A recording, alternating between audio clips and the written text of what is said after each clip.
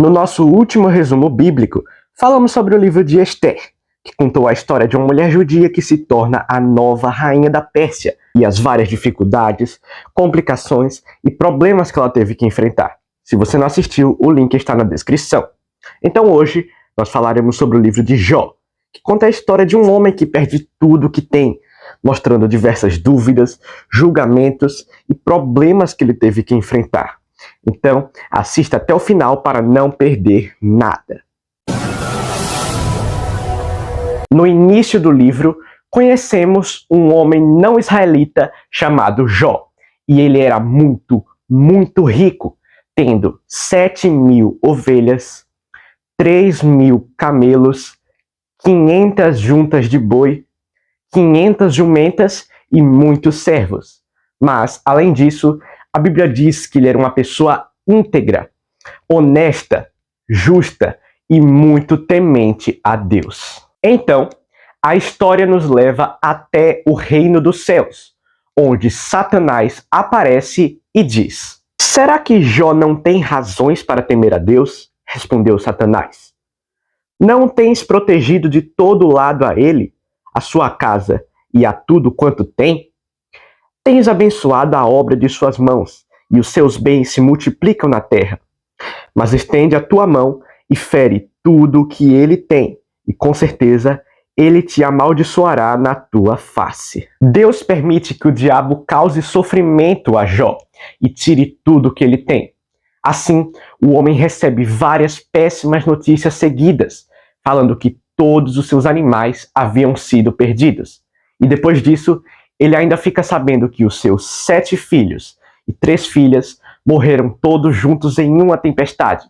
E Jó fica desesperado, mas ainda assim bendiz o nome do Senhor. Porém, outra coisa muito ruim acontece, e seu corpo é todo coberto de feridas, úlceras terríveis dos pés até a cabeça.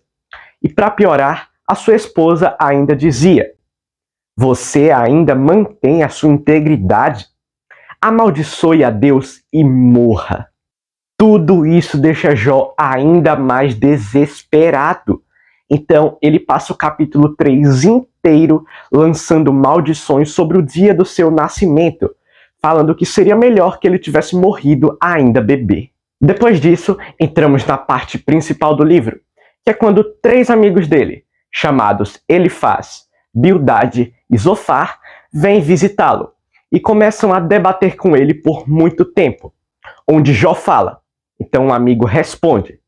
Jó dá uma resposta a esse amigo e outro amigo responde a resposta de Jó. E fica assim por mais de 20 capítulos. E os 4 discutem perguntas como: Deus é justo? Ele comanda o universo baseado nos princípios da justiça? E caso sim, como explicar o sofrimento de Jó? Eles entram em uma grande suposição de como a justiça divina deveria funcionar, falando que se você for uma pessoa boa e justa, apenas bênçãos virão. Mas se coisas ruins acontecerem, quer dizer que você pecou. Mas Jó tem o seu argumento. Ele é inocente, como a própria Bíblia diz. Mas ele disse que o seu sofrimento está vindo porque Deus é injusto e ele não governa o mundo nos moldes da justiça. Um grande erro da parte do protagonista. Já os seus 3 amigos falam que o Senhor é sempre justo, e que todas essas desgraças estão aí porque Jó cometeu um pecado muito grave, o acusando até mesmo de várias coisas que ele não cometeu, o que também está errado. Jó estava vivendo uma bagunça emocionalmente, pois não conseguia conectar o fato de que Deus é justo com as coisas ruins que estavam lhe acontecendo, falando em várias passagens que o Senhor só queria ver a sua desgraça, como no capítulo 27, versículo 2. "Pelo Deus vivo, que me negou a justiça, pelo Todo-Poderoso, que deu amargura à minha alma." No capítulo 16, versículo 9. "Na sua ira, Deus me arrasou completamente. Ele olha para mim com ódio e como uma fera me persegue e ameaça." No capítulo 9, 23. "Quando um flagelo causa morte repentina, ele zomba do desespero dos inocentes." Em um certo ponto, o homem chega até a dizer que foi o Senhor que orquestrou todas as injustiças do mundo, mas ao dizer isso, fica aterrorizado, pois ele ainda tem esperanças de que o Senhor é verdadeiramente justo, ficando muito confuso nesse ponto. Então, ele afirma a sua inocência e exige que o Criador venha falar pessoalmente com ele. Vamos relembrar de algo. A visão de Jó é de que ele realmente era inocente, o que é verdade, mas dizia que as coisas ruins estavam acontecendo porque Deus era injusto, o que está completamente errado. Já Elifaz, Bildade e Zoar diziam que Deus era sim justo, fato.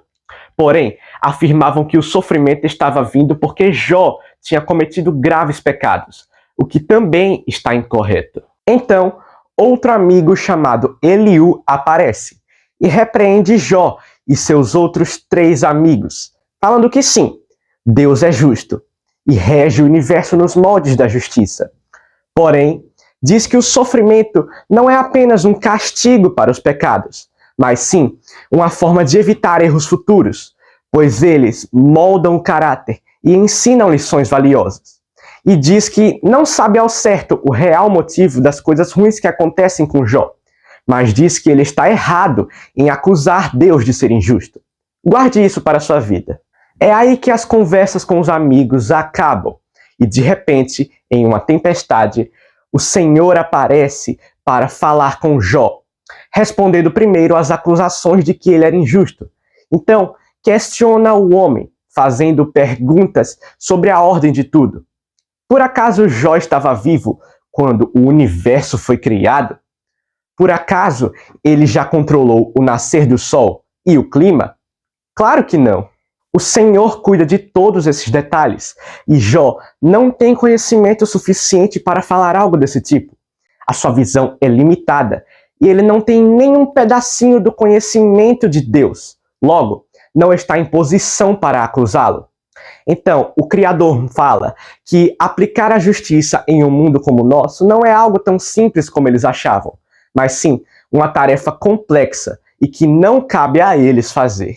Por fim, Deus cita para Jó 2 criaturas fantásticas, uma chamada de Behemote e a outra chamada de Leviatã, tendo várias interpretações. Alguns acham que é uma descrição poética de um hipopótamo e crocodilo. Outros acham que são criaturas da mitologia local.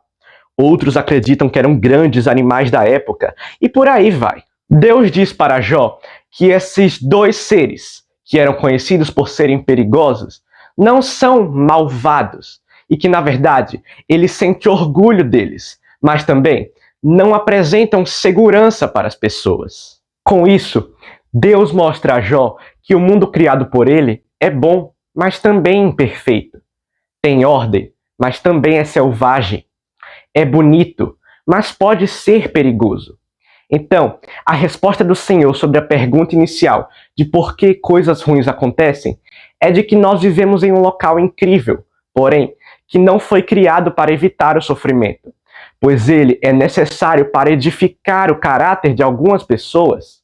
Então, o livro termina falando que tudo o que Jó perdeu, desde os animais até os filhos, foram restituídos de forma maior do que ele tinha antes. E aí, pessoal? Puderam compreender as mensagens que esse incrível livro passou para as nossas vidas? Guardem elas com vocês, ok? No nosso próximo resumo, vamos falar sobre o livro de Salmos, que não conta uma história em si, mas reúne vários poemas e canções sobre variados temas. Você não pode perder de jeito nenhum. Lembre de dar uma olhada lá no nosso Instagram, @canalquer_saber.